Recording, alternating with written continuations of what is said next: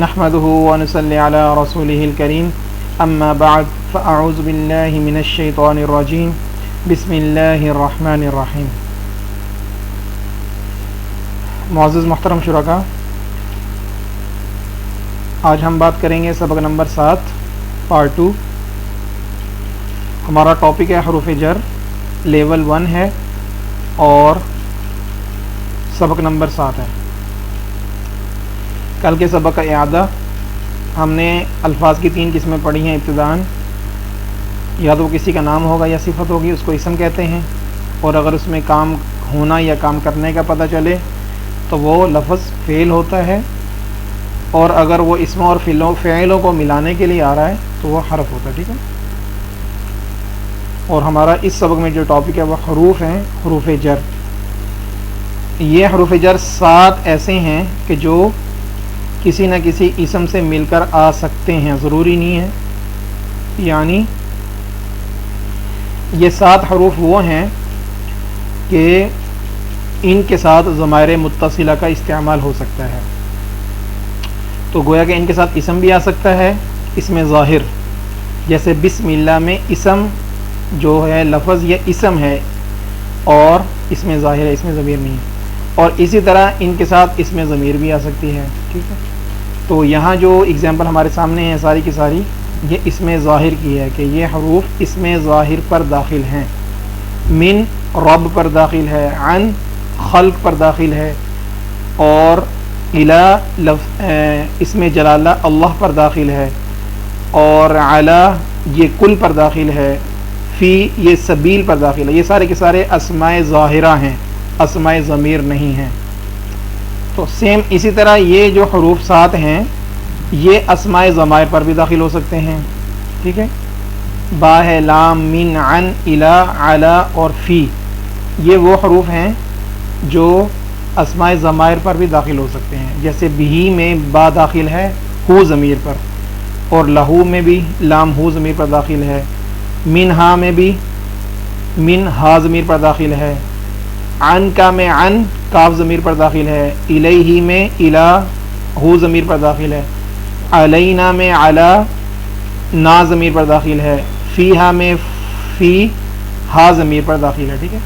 تو گویا کہ یہ 7 حروف ایسے ہیں کہ ضمائر متصلہ بھی ان کے ساتھ آ سکتی ہیں۔ ان کا معنی ہم نے کل یاد کر لیا ہے، مزید اس کمی ہو تو دیکھ لیجئے، پھر آگے بڑھتے ہیں۔ تو یہ حروف، ان کا استعمال قرآن میں 6861 مرتبہ ہے۔ تو گویا کہ بہت زیادہ ان کا استعمال ہے۔ اگر ہم 7 حروف کو یاد کر لیا، معنی ان کا یہ یاد کر لیا، تو ہم نے قرآن کا اتنا بڑا حصہ یاد کر لیا ہے۔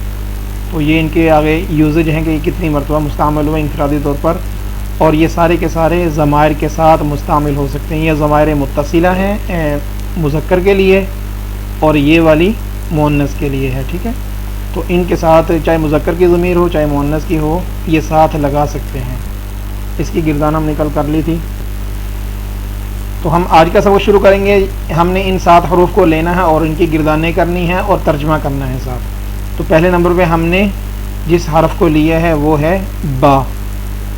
تو اس حرف کو ہم نے ضمائر متصلہ کے ساتھ لگا گردان کر لی۔ یہاں کر لیتے ہیں ایک مرتبہ، بہی، بہیما، بہم، بیکا، بیکما، بیکم، بی، بینا۔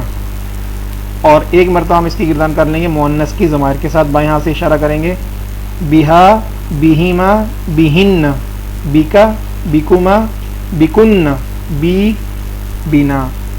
ترجمہ ان کا گردان کر لیں گے ترجمے کی ایک مرتبہ، اس سے، بہی کا ہو گیا اس سے، اگر مذکر تو مذکر کا تذکرہ کر دیں گے، مؤنث ہو تو مؤنث کا تذکرہ اینڈ پہ ہو جائے گا، اس کی ضرورت نہیں ہے، ہم اجتماعی طور پر ان کا ترجمہ کر لیتے ہیں۔ گردان کر لیں گے، دائیں ہاتھ سے کر لیتے ہیں، گویا کہ مذکر کو فوقیت حاصل ہے۔ اس سے، ان دونوں سے، ان سب سے، آپ سے، آپ دو سے، آپ سب سے، مجھ سے، ہم سے۔ تو اگر کسی جگہ مذکر اور مؤنث اکٹھے ہوں تو ضمائر مذکر کی استعمال کی جاتی ہیں۔ تو اس لیے میں نے بھی مذکر کو ترجیح دی ہے، اشارہ دائیں ہاتھ سے کیا ہے۔ تو یہاں ہمارے سامنے اس کی اگزامپل ہے، یہدی بہ اللہ، ہدایت فرماتے ہیں اس سے اللہ۔ تو یہاں ہو ضمیر مذکر کی ضمیر متصل ہے. دوسرا ورڈ ہمارے پاس ہے لام. اب ہم اس کی ایگزامپل پہلے نمبر پہ لکم دینکم، تمہارے لیے تمہارا دین ہے. ولی دین، اور میرے لیے میرا دین ہے. ٹھیک ہے، تو یہاں لام کا استعمال ہے اور اس کا معنی لیے کے لیے یہ معنی اس کا ہوتا ہے. اب ہم پہلے مذکر کی گردان کر لیں گے، پھر مؤنث کی، اور پھر ترجمے کی گردان کر لیتے ہیں.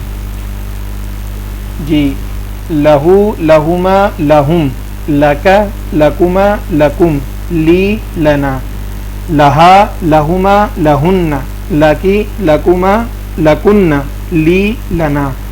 اب ان کا اجتماعی ترجمہ، چونکہ ہم نے آگے جنس کا تذکرہ نہیں کر رہے تو گویا کہ اجتماعی طور پر ان کا ترجمہ ہو سکتا ہے.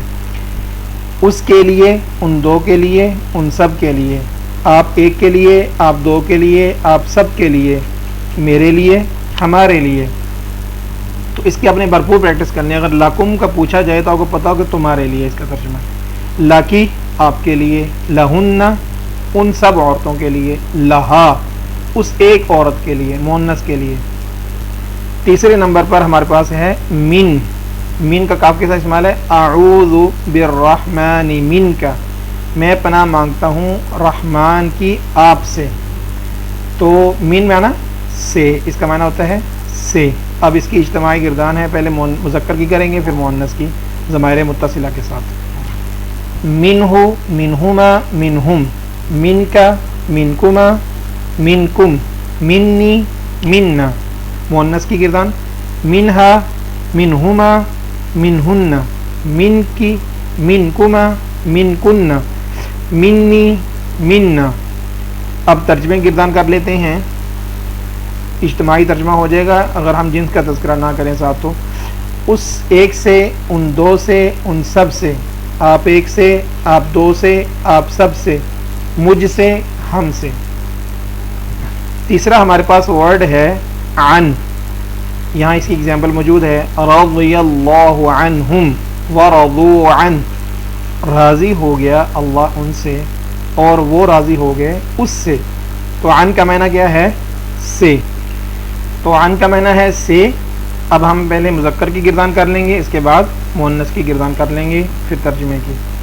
عنہ عنہما عنہم، عنک عنکما عنکم، عنی عنا، عنہا عنہما عنہن، عنکی عنکما عنکن، عنی عنا. ترجمے کی گردان اس ایک سے، ان دو سے، ان سب سے، آپ ایک سے، آپ دو سے، آپ سب سے، مجھ سے، ہم سے. جی، یہاں ایک مرتبہ یہ بھی کر لیتے ہیں کہ میں عربی پڑھ لوں گا، آپ اس کا ترجمہ کریں گے. مؤنث کی گردان کر لیتے ہیں. عنہا عنہما عنہن، عنکی عنکما عنکن، عنی عنا. نیکسٹ ہمارے پاس جو لفظ ہے وہ الہ ہے. انا للہ و انا الیہ راجعون. یہ اس کا معنی ہے طرف کے لیے آتا ہے یا تک کے معنی میں آتا ہے، غایت کے لیے. بے شک ہم اللہ کے لیے ہیں. دیکھیں لام بھی آ گیا.